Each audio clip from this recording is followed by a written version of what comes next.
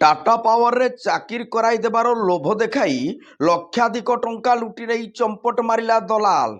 निराश होई थानार द्वारस्थ हेले आशायींको परिवार।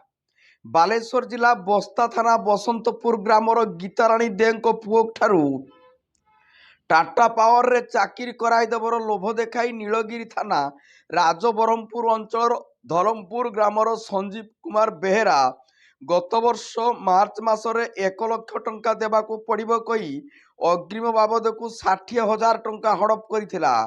या सहित बस्ता थाना बेला ग्रामर हरिपद देंको ठारू 60,000 टंका एवं हरिपद संपर्क ठारू मध्य 60,000 टंका लुटि नेइथिला। बालियापाड़ जरेश्वर सिंगला रायबुणिया मोहरभंज और बोहलदा थानारू अनेक पिलाक ठारू संजीव एइभଳି चंचकता करी लुटिची 60,000 लेखाए टंका।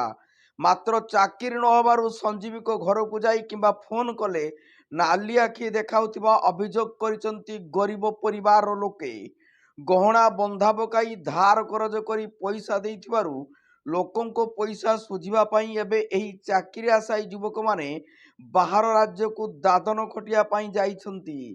तेबे निजर अर्थ फेरी पाइबा पई गीताराणी और हरिपद अमरदा रोड फांडी रे लिखित अभियोग करिसंती। बस्तारू शिरीष चंद्र महांती को रिपोर्ट जनता एक्सप्रेस।